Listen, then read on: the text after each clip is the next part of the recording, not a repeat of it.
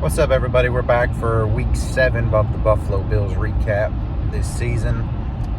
Buffalo improves to 5-2 on the year, defeats Tennessee 34-10. Goes on a 34-0 run to end the game, and it was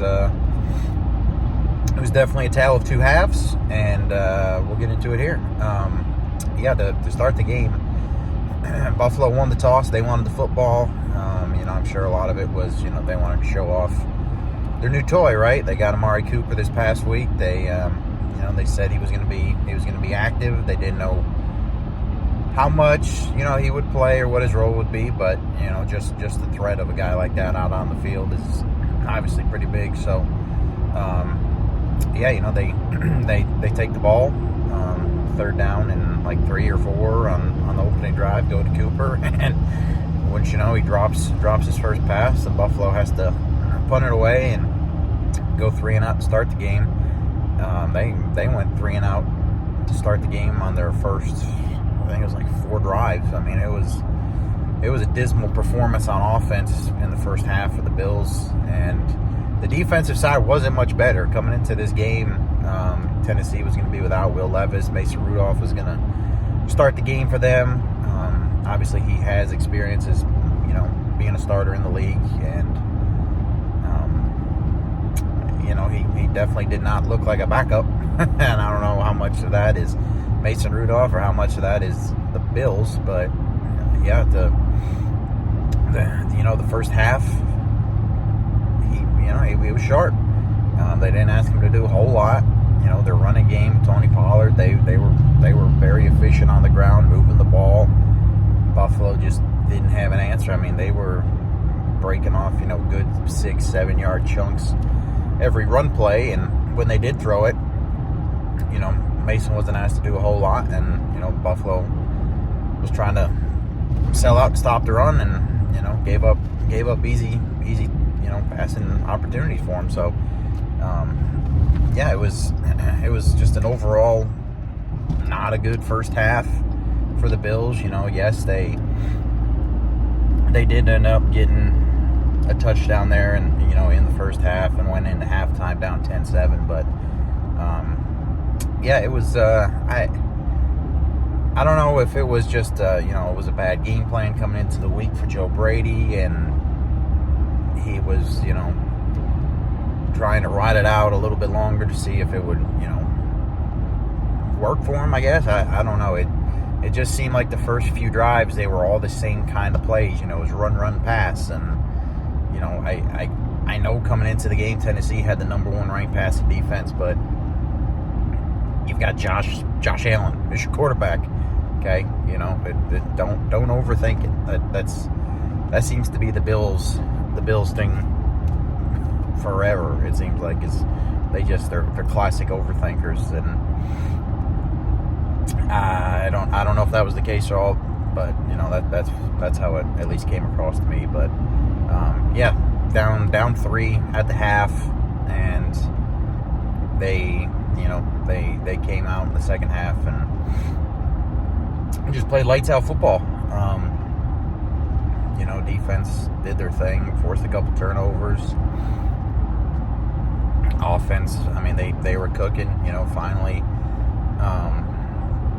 Was able to get Cooper involved, ended up, I think, with like 66 yards and a touchdown. And, then you finally were able to get your rookie wide receiver, Keon Coleman, involved. He ended up over 100 yards, over 100 yards receiving this game. I think it was like 125, something like that. He was a toenail away from being over 150 with a touchdown, but still an impressive game for the rookie. Just a 7th start, so that's always a plus. And then Buffalo has a really good problem when it comes to their running backs. Ray Davis is going to challenge James Cook for that RB1 spot, man. He has looked very good when given the opportunity, to touch the rock. And even in this game, I mean, Cook looked good. Obviously had a rushing touchdown, and Ray Davis said, "All right, I got you too, man. And it was the same thing, man. He, was able to find the holes, got himself a touchdown, and man, it's nice to finally have that option, and not having to ask Josh to do everything. So we'll see going forward. How they roll with that. I would assume they probably keep going like they've been going, barring any injury. And yeah, I mean, it's a heck of a 1-2 combo for sure. So biggest takeaway I had from this game, I would say probably is still going to be the defense. I mean, this is just like for the 4th straight week in a row, they have come out and just looked flat. They have looked not good at all. And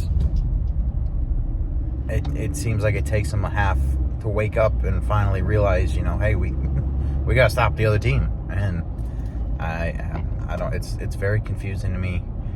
And it wouldn't be such a big deal, I think, if we were playing, Super Bowl contending teams every week. But when you let a team like Tennessee come in, who, like I said, is on their second string quarterback, and they're able to move the ball very efficiently, convert third longs almost every opportunity in the first half, that's a cause for concern for sure. And I was even saying, with the guys I was watching the game with this past Sunday, it's almost like McDermott is letting Bobby Babich, who is the Bills' D coordinator, it's almost like he's letting him start the game, and when things go awry or things don't look good in the first half, it's like McDermott takes over or something, because it's a totally different team in the second half.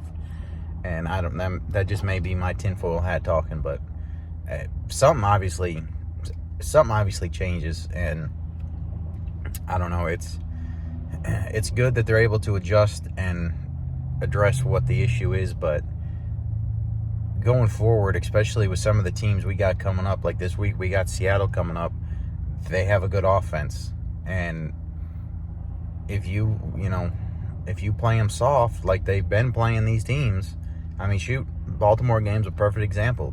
They're gonna put points up on you, and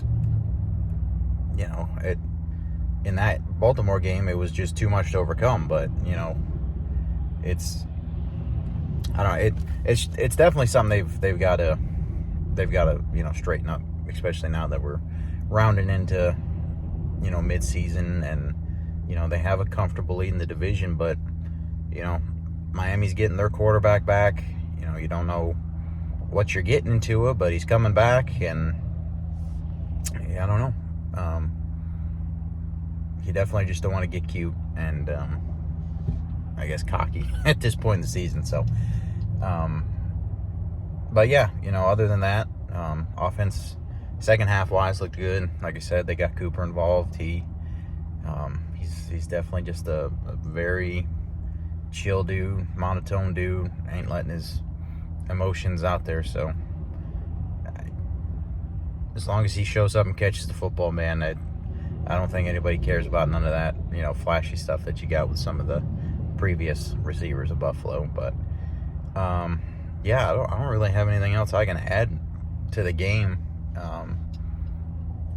It was just definitely a tale of two halves, and thank goodness for the Bills, they ended the game on the better run rather than on the first one. So yeah, that's it for me, man. Buffalo travels back. I mean, they're back on the road. I mean, I guess that's the part that sucks. They were on the road for 3 straight games. They finally get one home game, and now they're going back out on the road, and this time they're going to the West Coast. So I mean, whoever did the scheduling in the NFL kind of didn't do them any favors here. But they're on the road. They're heading to Seattle to play the Seahawks. Should be a close game, and hopefully Buffalo's on the better end of it next week, and we get to do another fun video. But anyway, appreciate y'all for tuning in, and go Bills.